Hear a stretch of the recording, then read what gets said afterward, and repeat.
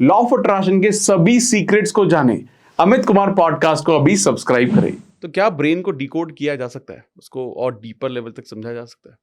मुझे लगता है जो आपने सवाल पूछा है ना, उसका एक्सटेंडेड क्वेश्चन और आंसर यही है, करना चाहिए। अच्छा, ओके।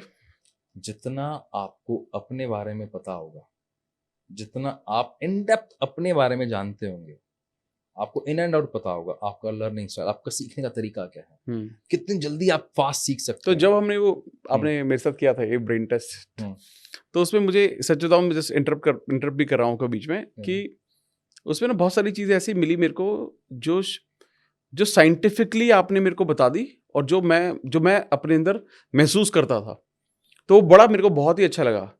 और मुझे ये भी समझ में आया कि जब हमें ये समझ में आ जाता है कि एक्सेप्टेंस वाली बात है, कि जब एक्सेप्टेंस, हमें किसी चीज़ को हम समझ लेते हैं और उसको एक्सेप्ट कर लेते, तभी हम उस पर काम कर पाते हैं। इस पर आपने बहुत सारी बात की थी। हाँ, इसको हम ट्रिपल ए फॉर्मूला बोलते हैं। ओके। एक्चुअली ब्रेन मैपिंग करना क्यों करना है ब्रेन डिकोड, मुझे बताओ क्या रीजन है।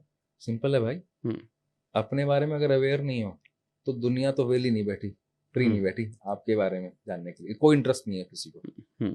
आपको अपने आप में इंटरेस्ट नहीं है तो दुनिया को तो बिल्कुल इंटरेस्ट नहीं है, चाहे आपका लाइफ पार्टनर ही क्यों ना हो। आप अपने बारे में अवेयर हुई, जब अवेयर हो जाएंगे, जैसे आपको, मुझे बहुत अच्छी बात लगी आपके बारे में, जब आपको ये पता लगा यार मुझे साउंड से दिक्कत है, तो आपने इतना डीप लेवल तक जाके आपने काम किया। तो अब जब अवेयर हुए तो आपने उसको एक्सेप्ट भी किया, यार मुझे दिक्कत है इस चीज से, क्यों नहीं हो सकती, मैं थोड़ा सा अलग बिहेव नहीं कर सकता, मेरा ब्रेन नहीं सपोर्ट कर रहा उसको, दैट्स इट। जब आप अवेयर थे तो आपने उसको एक्सेप्ट कर लिया। जो आप कह रहे हैं मन में मेरी बहुत सारी बातें थी, तो जब हमने साइंटिफिकली बताई तो आपके पास लॉजिकल रोड मैप था। यार ये रेफरेंस रिपोर्ट बोल रही है, वो रिपोर्ट जो मेरे बारे में नहीं जानती, क्योंकि मैं आपसे एक बार दो बार ही मिला हुआ था। करेक्ट। तो हम आपको आपके बारे में बता रहे हैं, तो एक्सेप्टेंस के चांसेस बढ़ गए। अब जब मैंने अपने आप को मान ही लिया है तो मैं इसको करेक्ट नहीं करूंगा, लेकिन एक्ट करूंगा। तो ट्रिपल ए फॉर्मूला क्या हुआ, पहले आपको अवेयरनेस होनी चाहिए, आपके पास दूसरा एक्सेप्टेंस होनी चाहिए, और थर्ड एक्शन। एक्शन तभी होता है, एक्शन एक्चुअली फोर्सफुली नहीं है। देखो, फोर्सफुली का मतलब क्या है, आउटर मोटिवेशन।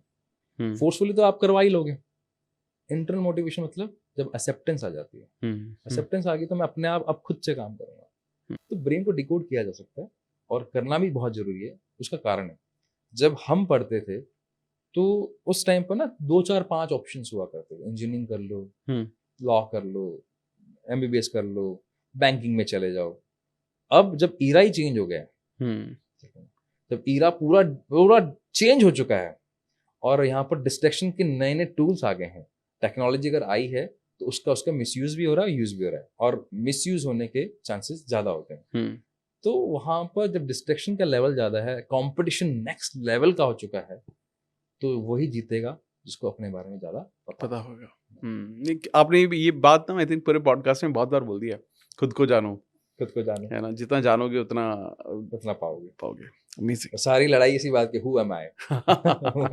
अगर आपको पॉडकास्ट की ये क्लिप बहुत अच्छी लगी तो आप यहां से इसके कंप्लीट पॉडकास्ट को भी देख सकते हैं। इसके साथ साथ आप अपना सपोर्ट बनाए रखें, चैनल को सब्सक्राइब जरूर कर दें। Thank you so much.